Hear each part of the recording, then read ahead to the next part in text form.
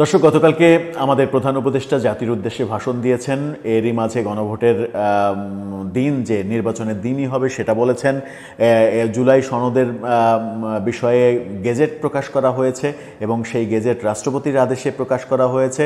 জামাত, NCP সহ কয়েকটি দলের দাবি মানা হয়নি, অর্থাৎ অসাংবিধানিক পথে প্রফেসর ইউনূস হাঁটতে চাননি, তিনি আদেশ জারি করেননি। এই ঘটনাগুলো যখন ঘটছে তখন বাংলাদেশের বিশিষ্ট আইন বিশেষজ্ঞ, সংবিধান বিশেষজ্ঞ ডক্টর শাহদ্বীন মালিক বলছেন, সরকার প্রধান যে ঘোষণাগুলো দিয়েছেন তার অধিকাংশই সংবিধান বিরোধী। কেন শাহদ্বীন মালিকের কাছে মনে হচ্ছে ব্যাপারগুলো সংবিধান বিরোধী? সংবিধান লঙ্ঘন করতে না চাইলেও সরকার কি সংবিধান লঙ্ঘন করে ফেললো এরই মাঝে? কিভাবে সংবিধান লঙ্ঘন করলো? আর সংবিধান লঙ্ঘিত যদি হয়ে যায় তাহলে শেখ হাসিনা হয়েই যদি থাকে তাহলে শেখ হাসিনা নিযুক্ত রাষ্ট্রপতি শাহাবুদ্দিন চুপ্পু তিনি কেন এই আদেশে সই করলেন যেটা সংবিধান সমুন্নত রাখবে না? প্রশ্নগুলো অনেক। চলুন সেই প্রশ্নের উত্তর খুঁজি শাহদ্বীন মালিকের মন্তব্য এবং তার বিশ্লেষণ কিভাবে তিনি এই ব্যাপারগুলোকে অসাংবিধানিক। এই ভাষণে তিনি গণভোটের কথা বলেছেন। গণভোট নির্বাচনের দিনে হবে। গণভোটটাকে শাহদ্বীন মালিক বলছেন যে এটা অসাংবিধানিক, গণভোটের কোনো প্রপোর্শন সংবিধানে নেই, সুতরাং পুরোটাই অসাংবিধানিক। সাংবিধানিক পরিষদ গঠন করা সেটা অসাংবিধানিক। সংসদের উপরে 180 দিনের মধ্যে এটা বাস্তবায়ন করতে হবে, সেটা অসাংবিধানিক। পুরো প্রক্রিয়াটাকেই তিনি পুরো সংবিধান বিরোধী বলে আখ্যা দিচ্ছেন। তাকে নিয়ে একটি ফটোকার্ড দেখলেই ব্যাপারটা বুঝতে পারবেন। সেখানে বলা হচ্ছে গণভোটের গেজেটের বিধান অসাংবিধানিক, সংসদ হতে পারে ঝুলন্ত। অর্থাৎ সংসদ নিয়েও তিনি আশঙ্কা প্রকাশ করছেন, সংসদ ঝুলন্ত হয়ে যাবে। এই ব্যাপারগুলো যখন আশঙ্কার, যখন শাহদ্বীন মালিকের মতো আইনজীবী এগুলোকে অবজারভেশনে রেখে এই মন্তব্য করেন, তখন প্রশ্ন জাগে যে সরকারের কারা আইন নিয়ে কলকাঠি নাড়াচ্ছে? তারা কি আইন বোঝে না, নাকি বুঝেই আইনের বিরুদ্ধ মত প্রতিষ্ঠিত করতে চায়? শাহদ্বীন মালিক আরও বলছেন সেটা হচ্ছে যে সরকারের সিদ্ধান্ত গ্রহণের প্রক্রিয়ার সমালোচনা তিনি করেছেন। বলেছেন এতে স্বচ্ছতা ও সাংবিধানিক জ্ঞানের অভাব রয়েছে। কি ভয়াবহ মন্তব্য! তিনি বলছেন যে এতে স্বচ্ছতার যেমন অভাব রয়েছে, যে গেজেট প্রকাশ করা হয়েছে সেখানে স্বচ্ছতার অভাব রয়েছে, অর্থাৎ অনেক কিছু ক্লিয়ারিফাই করা হয়নি, এবং তিনি বলছেন যে সাংবিধানিক জ্ঞানের অভাব রয়েছে, অর্থাৎ এই কাজগুলো এমন লোকরা করেছে যাদের সাংবিধানিক কোনো জ্ঞান নেই। গেজেটে প্রকাশিত 180 দিনের আলোচনার কথাকে অর্থহীন এবং হাস্যকর বলে আখ্যায়িত করেছেন তিনি। অর্থাৎ 180 দিনের জন্য একটা সাংবিধানিক পরিষদ গঠন করা হবে, সেই সাংবিধানিক পরিষদ 180 দিনের মধ্যে জুলাই সনদ অনুযায়ী সংবিধান সংশোধন করবে। এবং সবথেকে বড় ব্যাপার হচ্ছে যে এই যে সাংবিধানিক পরিষদ গঠন হবে, তারা যে সিদ্ধান্ত নেবে এই সিদ্ধান্ত অন্য কোথাও আর পাশ করতে হবে না।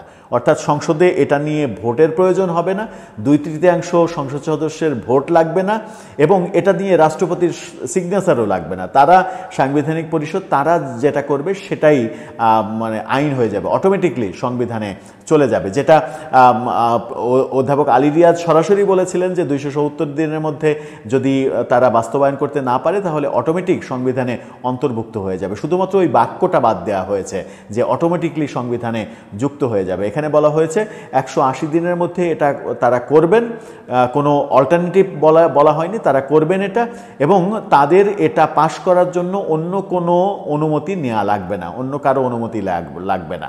সেখানেই পরিষ্কার যে সংসদে নতুন করে ভোটের প্রয়োজন হবে না। 2/3 ভোট না দিলে যে সংবিধান সংশোধন কিংবা কোনো কিছুই করা যায় না, সেই ব্যাপারটা লাগবে না, যেটা পুরোটাই অসাংবিধানিক। যেটা এর আগে শাহদ্বীন মালিক বলেছিলেন 270 দিনের যে অপশন সংসদের উপরে চাপিয়ে দেওয়া, অর্থাৎ সংসদের উপরে খবরদারি করা যে তুমি এটা করো, কিন্তু সংসদকে কেউ বলে দিতে পারে না যে তুমি এই আইন করো, তুমি এটা করো, তুমি এটা বাদ দাও, ওটা বাদ দাও, এটা কেউ বলে দিতে পারে না। সংসদ স্বাধীন, তার কাজ হচ্ছে আইন প্রণয়ন করা, এবং আইন প্রণয়ন করার জন্য যে 300 জন নির্বাচিত হয়ে আসেন তারা ভালো মন্দ বিশ্লেষণ করে আইন প্রণয়ন করবেন এবং সেখানে 2/3 যে ভোট লাগবে, 2/3 যদি ভোট পাওয়া যায় একটা আইনের পক্ষে, তাহলেই ওটা পাশ হবে। পাশ হওয়ার পরে রাষ্ট্রপতির সম্মতির জন্য পাঠানো হবে। রাষ্ট্রপতি যদি সম্মতি দেন তাহলে সেটা সংবিধানে অন্তর্ভুক্ত হয়ে যাবে। এই নিয়মের ব্যত্যয় পুরোটাই ঘটানো হয়েছে জুলাই যে গেজেট, জাতীয় সনদ, সেই সনদের যে গেজেট, সেই গেজেট নিয়ে শাহদ্বীন মালিক যেমন আইনের দিকটা বললেন, তেমনি গেজেট নিয়ে অন্য সমালোচনাও রয়েছে। গেজেট ঐক্যমত্যের মানে ঐক্যমত্য কমিশনে আলোচনা হয়নি এরকম ব্যাপারও গেজেটে ঢুকিয়ে দেওয়া হয়েছে। যেমন এই যে সাংবিধানিক পরিষদ গঠন করা, এটা নিয়ে ঐক্যমত্য তো অনেক দূরের কথা, এটা আলোচনার সাবজেক্টও ছিল না, অথচ সেটাকেই এখন সব থেকে গুরুত্বপূর্ণ হিসেবে ঢুকিয়ে দেওয়া হয়েছে। সাথে 180 দিনের বার, যেটা 270 দিন দিয়েছিলেন আলী রিয়াজ, সেটা প্রফেসর ইউনূস সরকার আরও কমিয়ে 180 দিন করেছে। 180 দিনের মধ্যে তারা এটা করবে। মজার ব্যাপার দিয়ে শেষ করি, সেটা হচ্ছে সাংবিধানিক পরিষদ নির্বাচনের পরে সংসদ সদস্যরা যারা নির্বাচিত হবেন তাদের মধ্য থেকে গঠিত হবে। এখন প্রশ্ন হচ্ছে, সাংবিধানিক পরিষদ গঠন করবে কে?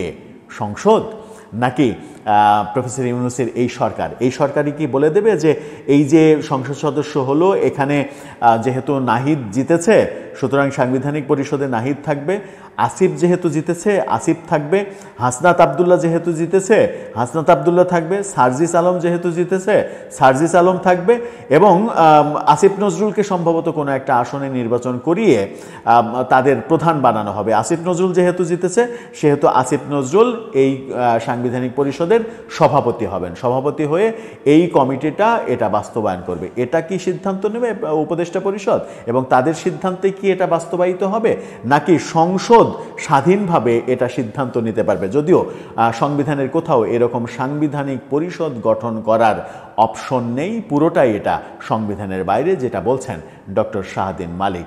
এই যে সংবিধানের বাইরে সিদ্ধান্ত নেওয়া হচ্ছে, এটা যদি কোনো একটা সময়, আজ হোক কাল হোক পরশু হোক, কোনো একটা সময় আদালতে চ্যালেঞ্জ হয়, তাহলে এই পুরো কার্যক্রম, পুরো কর্মপ্রক্রিয়ায় কি বাতিল হয়ে যাবে না? পুরো কিছুই, সব কিছু, এবং এই সব কিছুর পেছনে যারা কলকাঠি নাড়িয়েছেন, যারা কর্ম সম্পাদন করেছেন, সবাইকে অপরাধী হয়ে যাবেন না? এই রিস্কের মধ্যে কেন যাওয়া হচ্ছে, কেন সংবিধানের বাইরে কাজ করা হচ্ছে, এই ব্যাপারগুলো আমার মনে হয় যে পরিষ্কার না। অনেকে মনে করছেন যে গেজেট প্রকাশ হয়েছে মানে আইন হয়ে গেছে। গেজেট প্রকাশ হয়েছে মানে আইন হয়নি। আইন আপনাকে সংসদে গিয়ে পাশ করে আইন প্রণয়ন করতে হবে, এবং সংবিধান বলছে 2/3 ভোট যদি কোনো একটা আইনে আসে তবেই সেটা আইন হিসেবে লিপিবদ্ধ হবে সংবিধানে।